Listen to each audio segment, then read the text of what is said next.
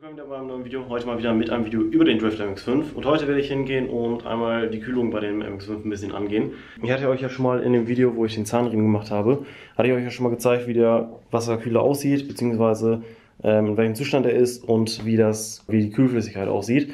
Und ich sag mal so, beides war jetzt nicht das Beste. Deswegen werde ich den alten Wasserkühler rausschmeißen und dann den alten Wasserkühler von dem anderen MX5 reinschmeißen, weil den kann ich besser jetzt hier in den Drift MX5 einbauen, wie wieder in den, wenn der andere wieder fertig ist, in den frisch neuen, vernünftigen MX5. Deswegen, der kommt jetzt hier rein und der andere MX5 kriegt einen neuen. Was ich auch noch einbauen werde, ist ein Ölfilter Relocation Kit, einfach damit ich den Ölfilter ein bisschen besser wechseln kann. Und da ich hier auch noch einen Ölkühler einbauen möchte, kann ich dann einfach die Leitung von hier vorne wieder hier unten hinlegen und dann halt wieder zurück, wie bei dem anderen MX5 im Prinzip. Was ich dann noch machen werde, was natürlich dann Sinn macht, ist, dass ich im Innenraum so ein paar Anzeigen einbaue, damit ich halt genau sehe, wie es in dem MX5 gerade geht. Relativ viel zu tun. Ich habe mir jetzt gedacht, das mache ich alles in einem Video, weil ich habe ja im Prinzip alles schon mal in einem einzelnen Video gemacht, vor, keine Ahnung, 2 Jahren oder sowas. Ich würde aber sagen, ich fange jetzt mit den Wasserkühler an, baue das Ganze ein, weil ich habe jetzt ungefähr nur noch eine Woche bis zu einem Drift-Event, wo ich das Auto hinfahren möchte, beziehungsweise wo ich mit dem Auto hinfahren möchte. Und ich glaube, dass ich dann nur den Wasserkühler reinkriege und dann nicht hingehe und einmal das ganze Ölkühler-Gedöns mache und so und Innenraum nicht auseinanderreiße, weil eine Woche ist relativ wenig Zeit. Deswegen werde ich jetzt hingehen, einmal den Wasserkühler reinwerfen und mal gucken, wie viel ich noch schaffe in der Woche.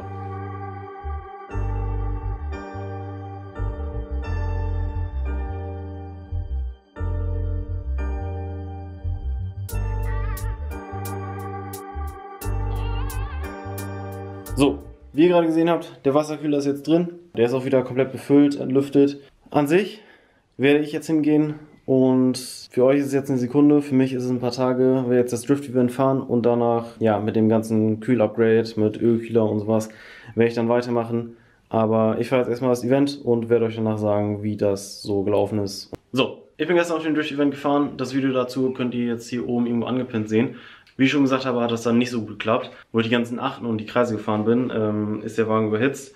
Das liegt wahrscheinlich daran, dass ich nur einen Kühler gerade aktiv habe, der funktioniert und der andere hängt da einfach neben. Und dass ich keinen Ölkühler habe und dass es halt auch ungefähr 30 Grad war. Hat jetzt alles nicht so mega gut dazu gespielt. Deswegen werde ich jetzt als erstes hingehen und das Thermostat austauschen. Das habe ich jetzt einmal neu und kann dann halt das Ganze über das Thermostat laufen lassen. Dann werde ich hier hingehen, das Kabel einmal bzw. den Lüfter komplett anschließen, ein Kabel reinlegen mit einem Relais innen drin, damit ich den auch über den Schalter laufen lassen kann. Ich möchte ihn jetzt nicht direkt hier rüber laufen lassen, also nicht über das Thermostat direkt laufen lassen, weil den Lüfter möchte ich hier selber schalten können. Das werde ich jetzt machen. Danach kommt die ganze Ölkühler-Sache und so, aber ich werde jetzt erstmal mit dem Kühlsystem anfangen, das Kühlsystem komplett fertig machen und ganz am Ende werden höchstwahrscheinlich die ganzen Anzeigen kommen, dass ich die einbaue.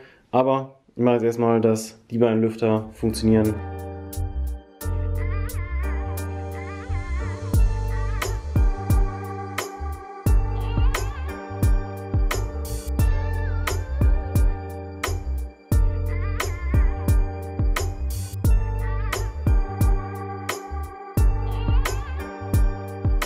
So, es ist jetzt ein bisschen später und ich habe schon mal angefangen, die ganzen Sensorkabel hier zu ziehen, genauso wie das Kabel für den Lüfter hier vorne fertig zu machen. Das liegt hier vorne, das ist einmal so ein Universal-Kabelschuh bzw. Universalstecker, der dann einfach hier vorne auf das Kabel drauf kommt.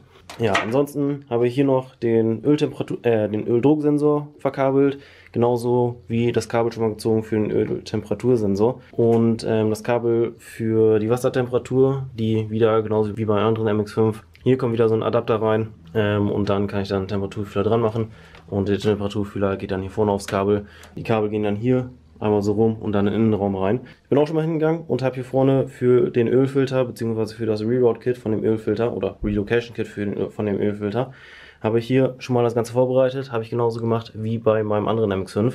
Der Ölfilter kommt im Prinzip hier vorne hin, die Sensoren kommen hier beide rein und dann gehe ich unten vom Ölfilter, kommt eine Adapterplatte hin, das geht dann hier drauf. Dann kommt das hier vorne einmal hin, da kommt dann ein Ölkühler hin und dann geht das wieder zurück. Die Adapterplatte bzw. das Reroute Kit für den Ölkühler habe ich jetzt von D1Spec und ist im Prinzip einfach nur diese 2 Adapter. Dann hat man einmal dieser Adapter hier oben, der kommt ungefähr hier so hin. Dann kann man hier vorne den Ölfilter draufschrauben und das hintere Teil kommt unten hin, wo der Ölfilter sowieso schon ist. Und dann kann man da mit 10 AN-Lines kann man dann hingehen und dann die Kabel irgendwo lang führen. Wie gesagt, Ölkühler kommt auch noch da unten hin, damit ja, mehr Ölkühlung da ist. An sich werde ich jetzt hingehen, das Reroad-Kit einmal da schon mal anbauen, dann die ganzen Sensoren anschließen.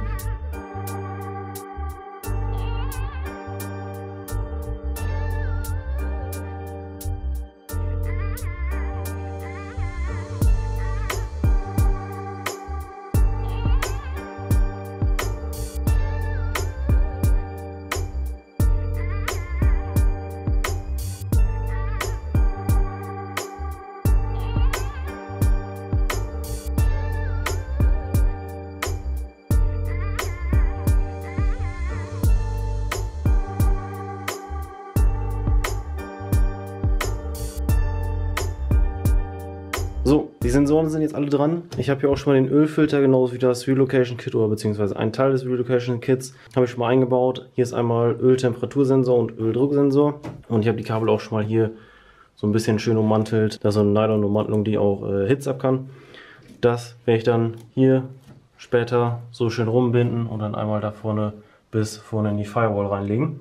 Ja, das Einzige, was noch nicht angeschlossen ist, ist der Wassertemperatursensor, aber dafür muss ich erstmal Wasser ablassen und hier das aufschneiden. Das werde ich, denke ich mal, ganz am Ende machen.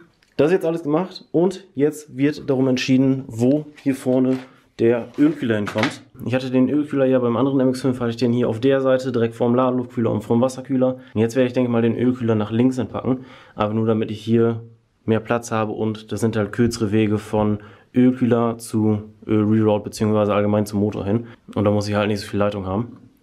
An sich, Ölkühler ist ein Universal-Ölkühler, auch wieder von D1-Spec. Ist jetzt ein Schwarz, ich wollte ihn eigentlich wieder in Silber haben, weil sieht halt geiler aus, glaube ich.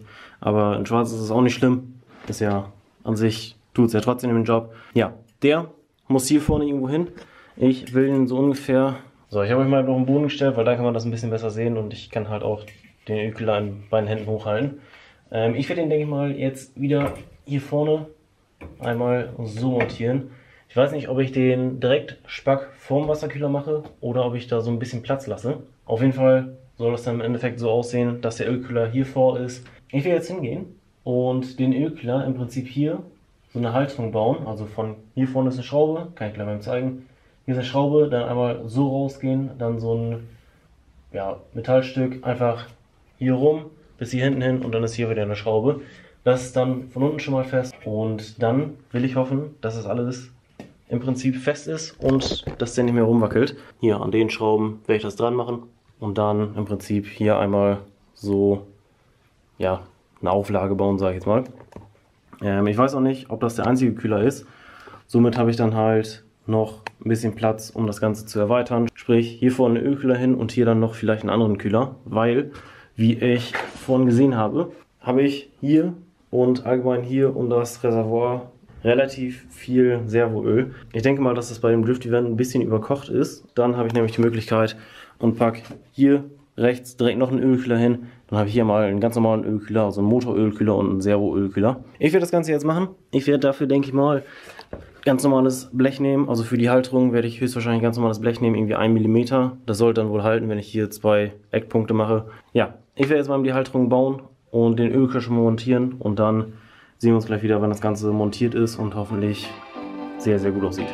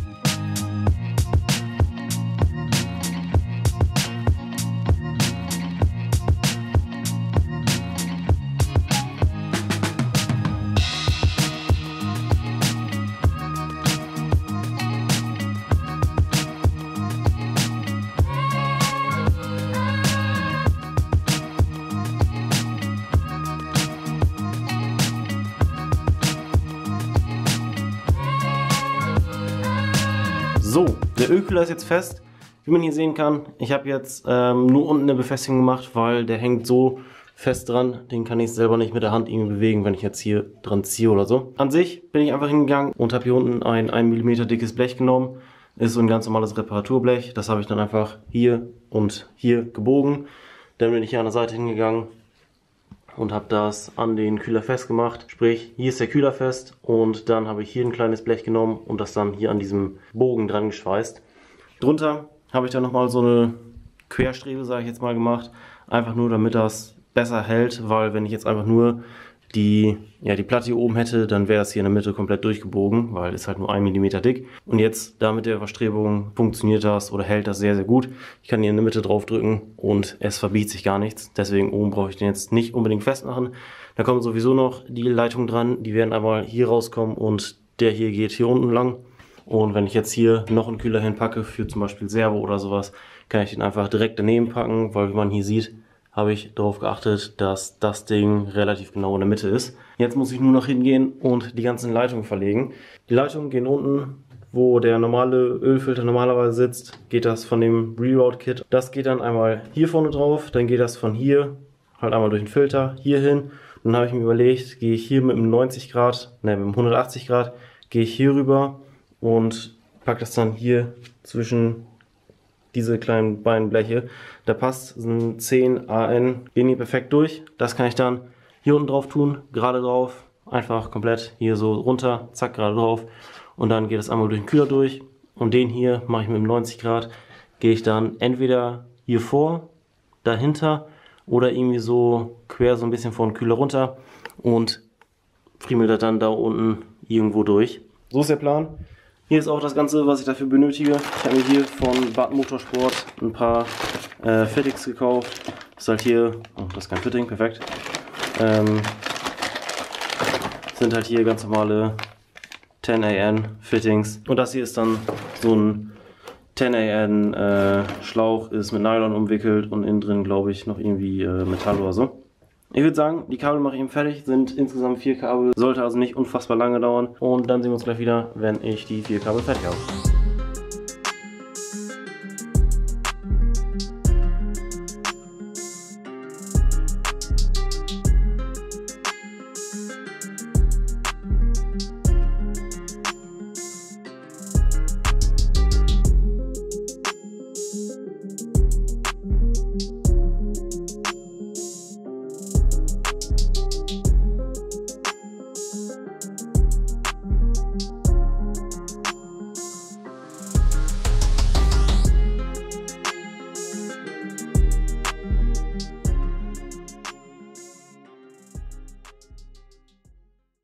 So, die Ölleitungen sind jetzt alle fertig und ich habe die schon alle angeschlossen. Hier, wie man sehen kann, habe ich einmal hier unten dahin, wo der Ölfilter mal war, eine hier hin auf den Ölfilter, dann von hier vorne hier zwischen. Der geht dann hier drauf und von dem bin ich dann im Prinzip hier unten einmal lang gegangen und bin dann wieder auf den Ölfilter gegangen. Ich hätte auch hingehen können und das genauso wie beim anderen MX5 machen können. Im Prinzip die Leitung, kann man das sehen? Nicht wirklich, aber die Leitung im Prinzip hier drunter einmal und dann auch hier vorne lang führen, dass sie dann da vorne rauskommt, da wo die andere Ölleitung jetzt rauskommt. Aber ich habe es mal anders gemacht, einfach nur um zu sehen, wie gut es klappt. Vielleicht werde ich es irgendwann nochmal anders machen. Muss ich jetzt einfach mal gucken. Ich hatte den Sensor, hatte ich auch schon dran geschmissen für Öldruck. Der ist auch ein bisschen nah an dem Ganzen hier. Ich will mal hoffen, dass der da nicht irgendwie gegenhaut. Der ist so ungefähr einen halben Zentimeter drüber. Beziehungsweise das Kabel ist einen halben Zentimeter drüber. Aber an sich funktioniert das jetzt alles. Ich habe jetzt hier auch den einmal hier festgemacht. Sprich, der haut nicht irgendwo hier gegen. Das funktioniert ohne Probleme. Und ich habe hier ja, knappen Fingerbreit, also ungefähr einen Zentimeter Platz. Und den anderen habe ich dann hier vorne befestigt. So, und so sieht das jetzt, wenn man von weitem da drunter guckt. So sieht das dann jetzt aus. Ich habe jetzt an sich auch ein bisschen Platz, wie man hier sehen kann, zwischen Kühler und Filter. Ach, warum sage ich die ganze Zeit Filter? Zwischen dem Wasserkühler und dem Ölkühler. Kann man hier, glaube ich, ganz gut sehen. Ich habe da so ein bisschen Platz zwischen gelassen. Einfach, dass beim Fahren, dass mir das nicht irgendwie dagegen haut oder so. Da kann ich jetzt ungefähr so einen Fingerbreit, habe ich da jetzt Platz. Aber der hält auch und aber wiegt sich nicht viel. Ich werde den Wagen jetzt mal im Starten, dann nochmal weiter nachgucken, ob da irgendwo Öl rausleckt. Sprich, irgendwie eben so ein paar Minuten laufen lassen. Eben, um nur zu gucken, ob ich alle Leitungen vernünftig gemacht habe und ob alle Leitungen fest dran sind und ob die Dinge, also das Reroute-Kit, ob das auch alles dicht ist, genauso wie Öldruckgeber und Öltemperaturgeber. Wenn das fertig ist, kann ich mich hierzu widmen, sprich hier noch eben den Sensor zwischenhauen für die Wassertemperatur und dann gehe ich hin und mache die ganzen Innenraumsachen. Aber ich werde jetzt erstmal kurz den Motor starten, eben nachgucken, ob da irgendwo Öl rausläuft.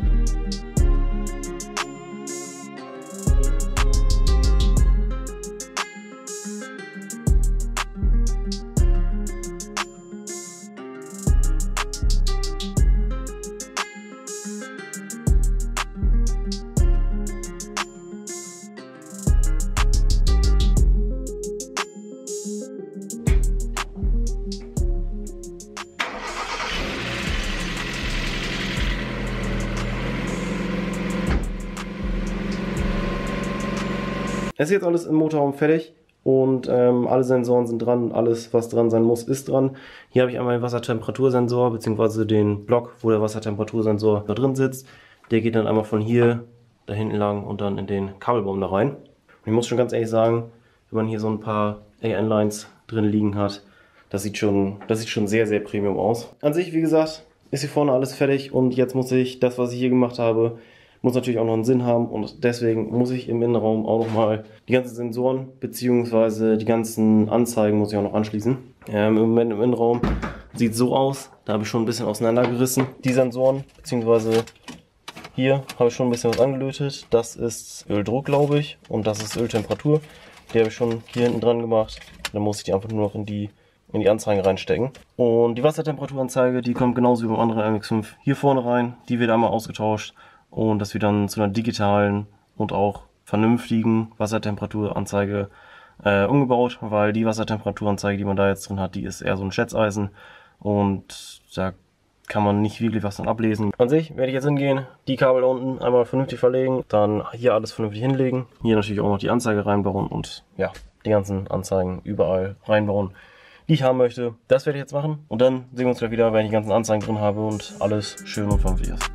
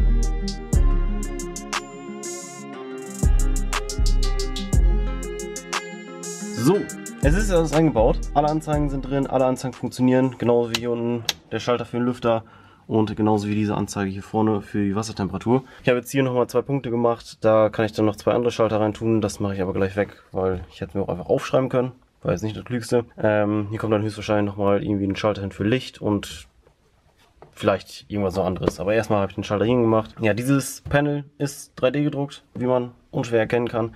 Ich hätte mir jetzt eins aus Metall wieder bestellen können, beziehungsweise auch eins bauen können. Das hier ist einfach günstiger. Das ist auf jeden Fall 3D gedruckt für 2 Anzeigen halt. Übrigens, hier vorne das ganze Ding, dieser Tombstone, den hat es ein bisschen mitgenommen. Gerade beim Auseinanderbauen ist der halb auseinandergebrochen. Überall hier habe ich die schon überall geklebt. Da, hier unten habe ich die geklebt. Hier unten das Teil habe ich verloren. Hier habe ich den geklebt. War halt einfach, als ich mal driften war, ist das kaputt gegangen, weil andere Person war noch dabei, die ist hier gegengehauen, komplett abgebrochen und ja. Ich habe das jetzt erstmal geklebt, ist das nicht das Schönste, aber ich werde höchstwahrscheinlich irgendwann mal in nächster Zeit werde ich das austauschen. Ich würde sagen, ich bin mit dem Auto noch gar nicht gefahren und weiß auch gar nicht, ob das vorne das Ölsystem alles komplett dicht ist. Deswegen, ich werde jetzt mal ganz kurz fahren, das komplette Auto auf Temperatur bringen, gucken, wie die Anzeigen funktionieren oder wie gut die funktionieren. Und dann sehen wir uns gleich höchstwahrscheinlich wieder, wenn ich ein bisschen gefahren bin. Und wenn ich das Auto ein bisschen getestet habe. Ich bin jetzt gerade mal eine kleine Runde gefahren und wie man sieht, 64 Grad Wassertemperatur und 65 Grad Öltemperatur.